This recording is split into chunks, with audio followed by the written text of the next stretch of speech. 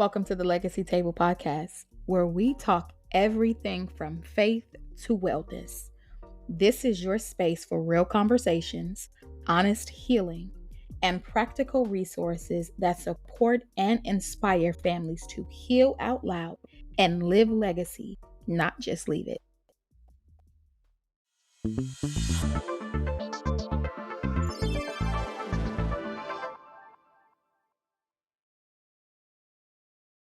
So, y'all, as promised, we are back with the second part of resilience and ego-driven parenting with Shenika Parker.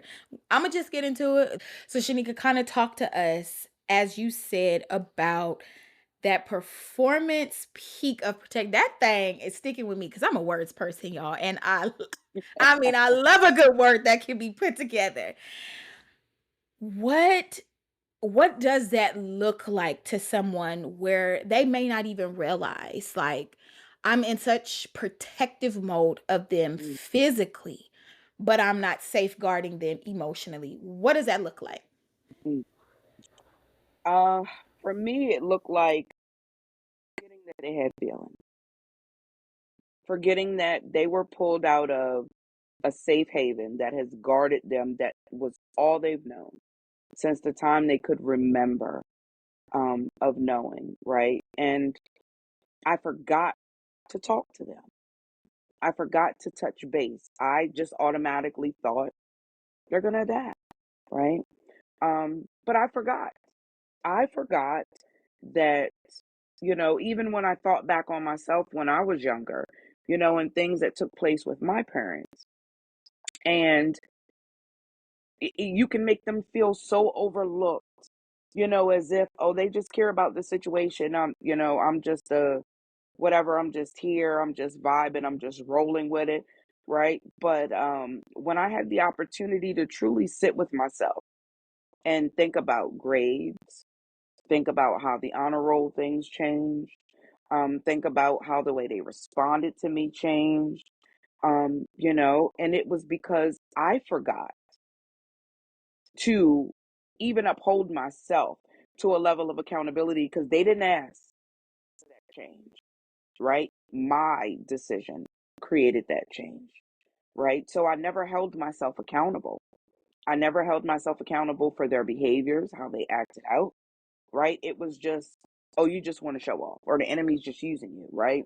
I Not the saying the enemy just using you because, listen, baby, in the black church, in the black won't we? community, we will blame the devil for everything that ain't got nothing to Won't do we? with nothing. And as you said, it's us not taking accountability for our own actions. Whoo. Yes. And I didn't, I didn't look at what I did, what he did, created this spiral, right? And it left them unguarded, unprotected. Um, it allowed things to infiltrate the family dynamic, the space, the closeness. It allowed a chain reaction of things to take place, right? That it was going to take more than prayer to fix, because those unspoken conversations where I believe those could have been the catalyst to staying on track if I would have thought about those things then. That's so good. And it's so reflective, and it's important as parents that we are reflective. This is not Hmm. shaming us as parents, because where we were when these things happen, again, it's not where we are Yes. now. Prayerfully, it is not where you are. And so as she's sharing her story, this is from a reflective place. And as she mentioned in the previous episode, like, then it wasn't something that even needed to be talked about. Listen, I'm the mom. I am Right. making sure that I am keeping y'all best as possible.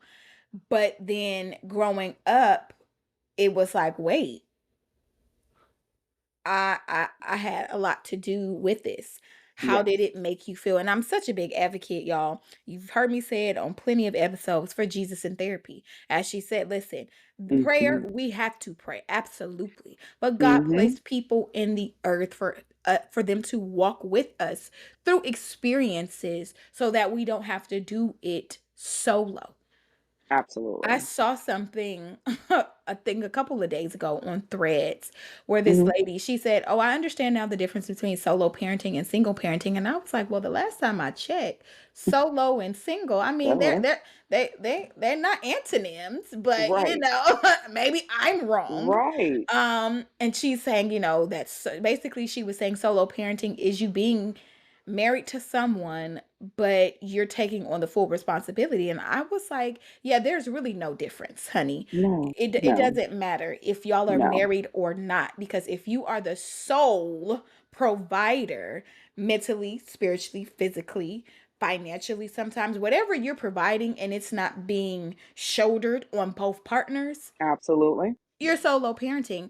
And You're I feel solo. like in your instance, as you were going through this divorce, separation from your husband, Mhm. you did the best that you knew to do. And so now that you've reflected, now that you've had conversation with your children about, Mhm. things that took place then, where would you say your ego kind of peaked, Mm. and where would you say you've seen it now? If you've seen it now where it's kind Mhm. of lessened and you've pulled back out of that. Mm. So where I saw it peak was even though we encountered these different households, I always came with the mindset of, we don't live like that, right? We don't do these things. We don't talk like this. We don't dress like this.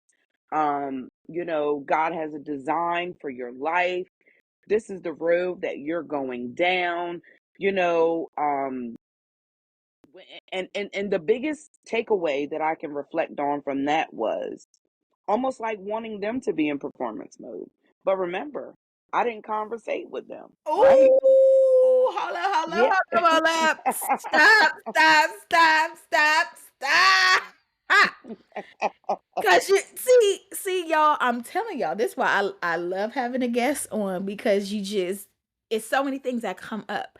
Because I Mhm. definitely want to touch on performative parenting. Mm. I mean, Yeah. I want to dig so far deep into that like a root canal. Mm. Yeah. Performative parenting and how we project Mm. onto our children what we desire for them to be when it's really our desire for ourselves. Absolutely. Absolutely. Absolutely. You're going to walk like this, talk like this, do like this, be like this, strive for this.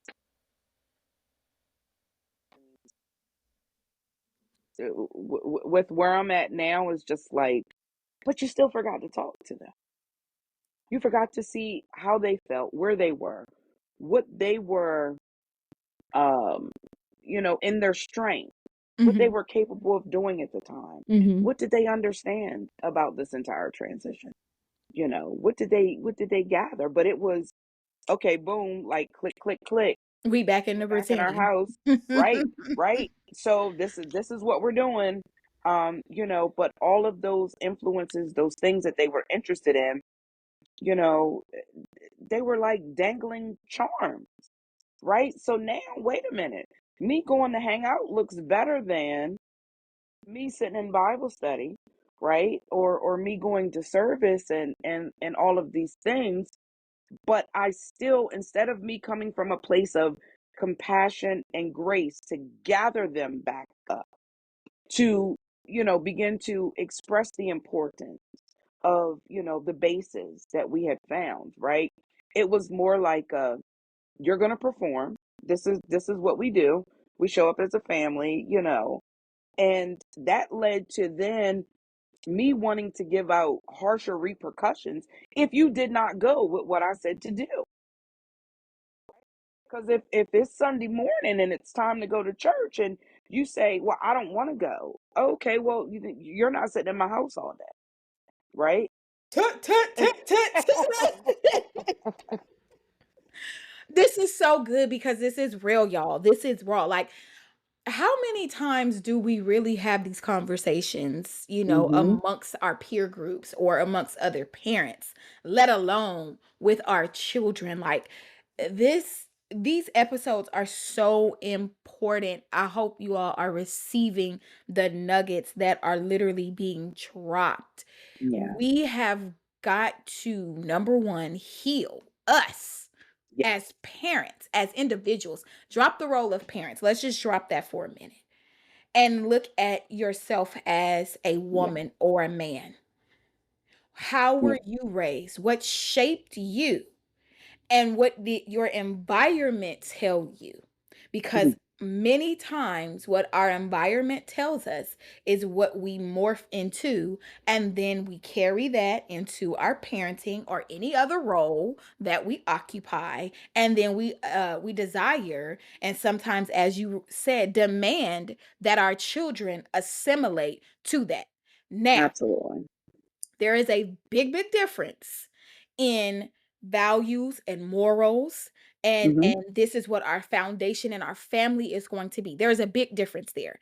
And so I Mhm. don't want anyone to be confused when I say, making your children assimilate and adapt to what you want. Like, I'm that language is about forceful, that ego part of us where Yes. they don't have a thought, they can't speak, they can't Yes. express. Like, no, we want to prayerfully, hopefully, in Jesus' name, this will throw that out of your mind, so it'll bring you into a grace-based understanding of parenting, because the scripture says to train them up in the way in which Mm. they're to go, and when they get Absolutely. older they won't depart from it. And so there has to be, again, because this podcast is founded upon the faith and in Jesus Christ, we're building children based upon faith in Christ, but we're also allowing that child or children to be able to explore their desires Absolutely. and things of that nature. And we're nurturing them and not, again, projecting. You need to play basketball, or you need to sing, or you need to go into fashion, because this is what the Absolutely. family has always Yeah. done. Yes. And we're Yes. gonna dig more into that, because I know sometimes some things that I say may be a little controversial, and that's okay. That's okay. Right. That's okay. I appreciate that, and I love that because it brings about conversation. And so, hear what's being said, y'all. Hear what Miss Parker is laying out here by way of, these are the things that I didn't do. And so, even if your children are 30, 40, can I just, I'm just leaning in here on the mic so y'all can hear me real good. It is never, never, never, never, never too Mm. old or too late to Absolutely. apologize to your Yes. children for something that you did not know when you Yeah. were raising them throughout those, as they say, developmental years. Yes. Because Yes. developing a healthy relationship with your adult child is just as important as nurturing the Absolutely. relationship in their upbringing. Because at the end of the Absolutely. day, I'm gonna be 37. And there are still times where it's like, I just wish that my mother understood just how to be a safe space. Yeah. And so, as parents, if y'all don't hear nothing else, I want you all to understand that it's okay to be a safe space for your children, your Yeah. adult children, your adolescent children, your baby kids. It doesn't stop just because they're no longer in your carriage or under your household. And Absolutely. so when you know better and you choose to take on the knowledge to implement it, please do so. All right, Absolutely. that's my station break, my 3 cents. Listen, and that's a good 3 cents. That's my three cents. It's so important to, like you said, make sure you're a safe space, right? And I'm talking from all angles, because things are going to happen in life that your kids need to always make sure they can come back or they can come to. And good, bad, or indifferent, mom's going to be present in a conversation, and all of those things had me so bound, so stressed, got to be present in protective mode. I'm just I'm just trying to make things happen, right? But I wasn't present for them in so many instances, you know. So So in your conversation with them, whenever Mhm. it happened, what do you think was the most impactful thing that you had conversation with your children about that made you have like that aha moment? When I said to them, they could tell me how they feel, and they would say, "Mom, no, we can't. We can't come tell you how we feel, right?" And I'm just like, "No, you can. No, Mom, you have an answer for everything." And that part through the years, I've learned to operate more in upholding my word. That you can absolutely come and say what you want, right? As long as it's done out of respect. We can do that. I can work with that, right? So I think that is probably even the biggest takeaway for myself is still making sure that I honor. You can say as long as it's you know done in decency and in order. Um, but there should be nothing that they should not be able to not share with their mom. Yeah. What is one thing that kind of just shocked the socks off you that they said to you or any one of your children shared with you and you was just like, "Ooh, dang. That's how you Hmm. feel." Hmm. That I cared more about my marriage than them in the Mm. transition. Yeah. Mm. The way that me personally, feel that they viewed that was he was a safe space for me to be Mhm. able to talk to be able to ask questions, Mhm. just kind of an escape. Mhm. He was like my escape from this place of reality. Mhm. Um, and because the lack of conversation was there with them, they thought he took precedence. Mhm. They thought I gave more emphasis on that than to them. But in my head, I'm thinking they'll adjust. Their children, they bounce back. They're resilient, Mhm. right? And it was those unspoken conversations, still, that kind of essentially backfired.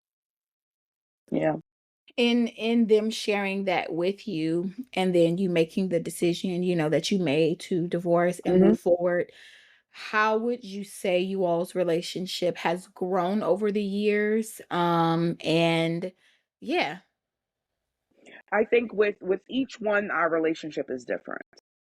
Um, I think because for the boys, I had to put my foot down a little more with the things that they were doing that were, some things were just outright dangerous.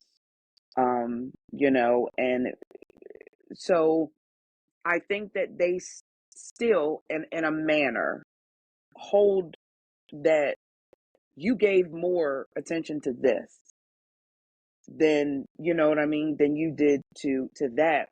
But them not understanding the difference between discipline and me parenting, right? I wasn't parenting from a place to just continuously discipline you.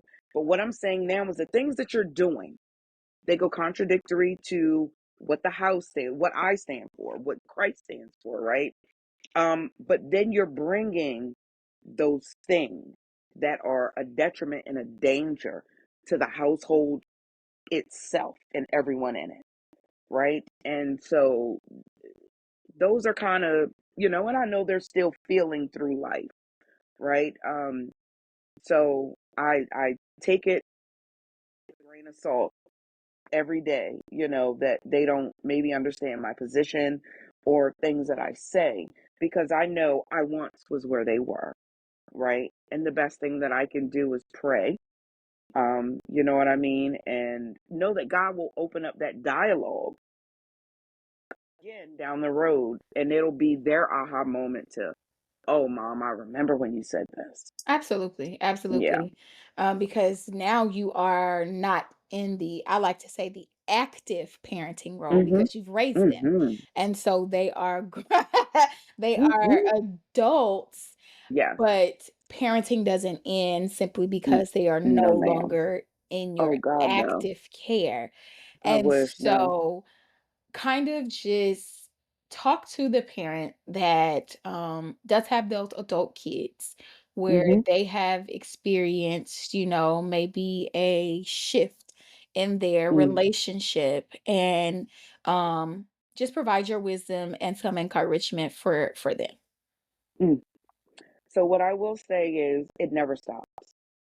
I thought when they reached a certain age, it would get easier. That I wouldn't have to, I don't want to say worry, but you wouldn't have to ponder so much. But you want the very best for them, so that never stops. You never stop wanting the very best for them.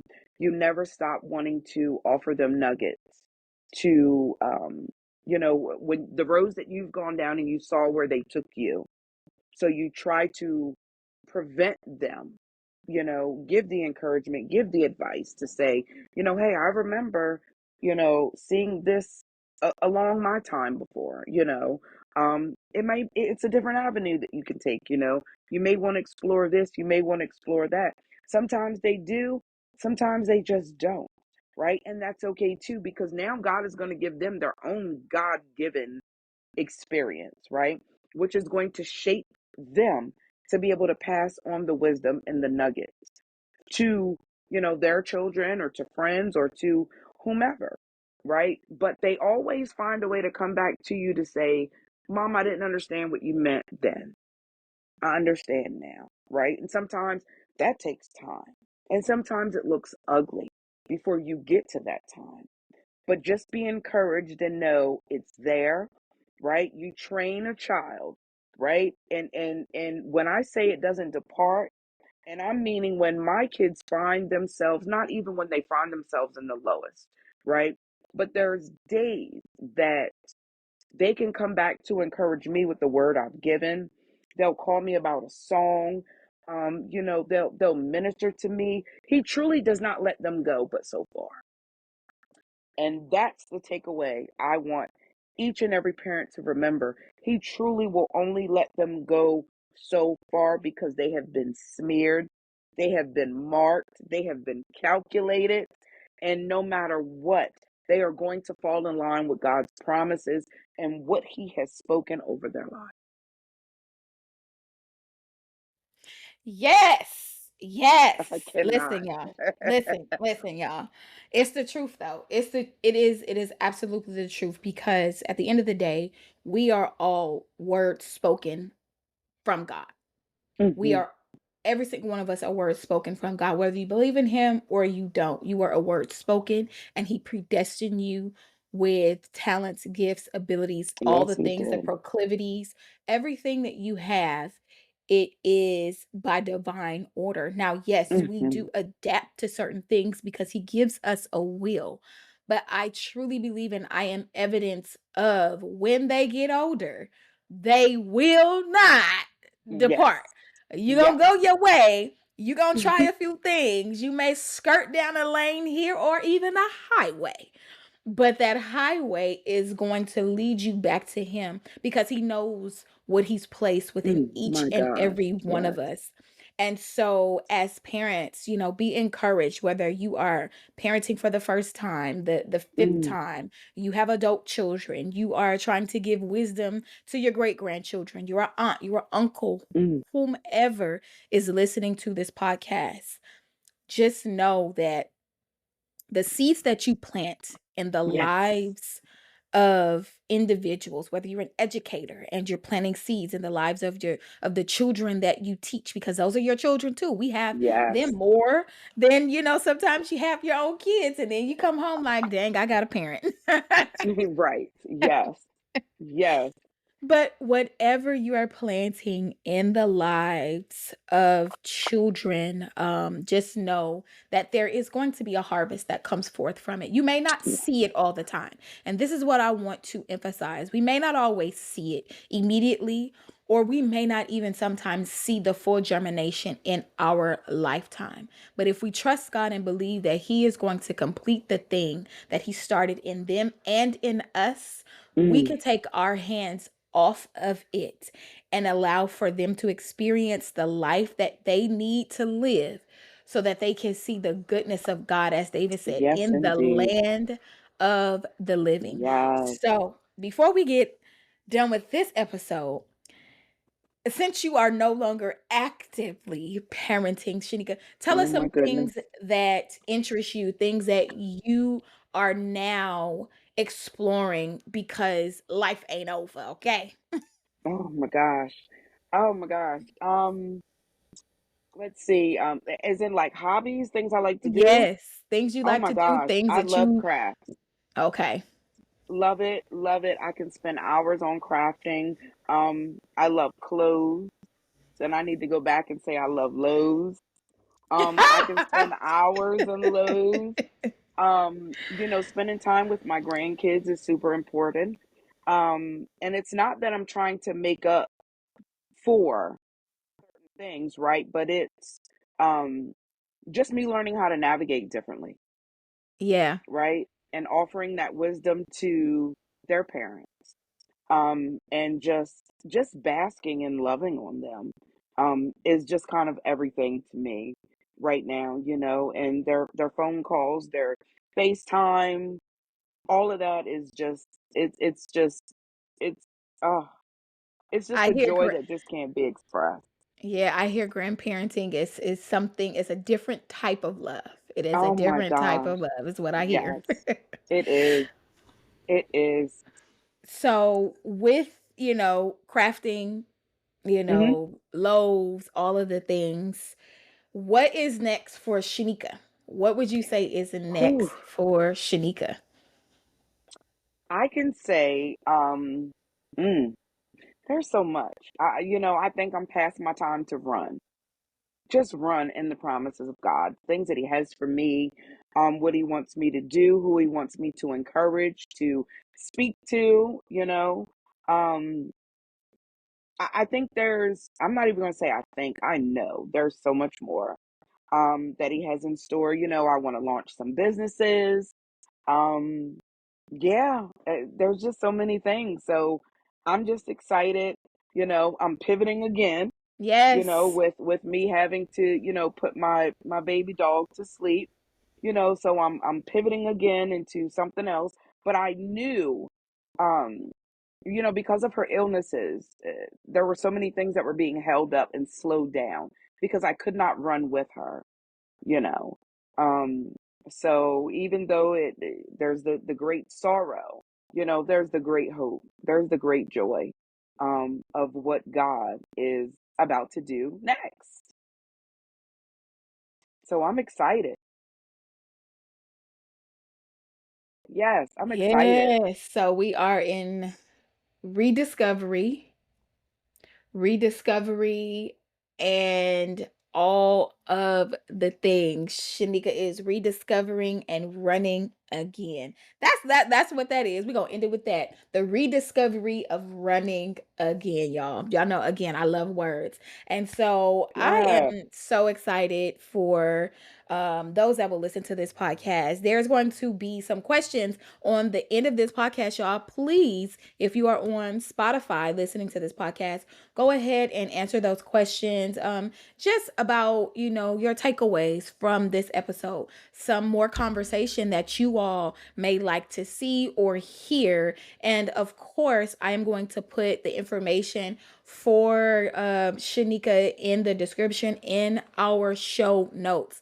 As I always say, y'all, the Parent Network is a hub, it is a resource hub for parents to be able to come and receive what they need. And the podcast is literally just one element of that. But the Parent Network is your safe space to heal, to grow, and to thrive, because we are building healthy families here at the Parent Network. And so I always want to just Yeah. plug in the membership component. This year, I am looking to enroll 10 parents into our Parent Hub, where we meet virtually 3 Mondays a month. We have some amazing teaching, community night that goes forth. And I push these people, okay? This year, we Yes. talked, we had our welcome back a few weeks ago, and I gave them, what 2025 was going to look like. And y'all, they must have looked at me like, huh?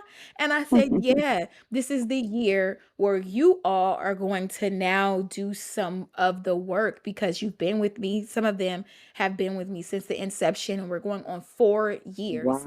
And Wow. there is absolutely no way that y'all just gonna continue to keep listening to me teach Yes, that's and y'all amazing. not run. And so I'm excited. They're getting excited. And I Yeah. believe that is the earmark of leadership and legacy. As I say all the time, y'all, we are not just leaving legacy, but we are living legacy. And so, Shanika, thank you so much for your time Oh, thank on the you. podcast.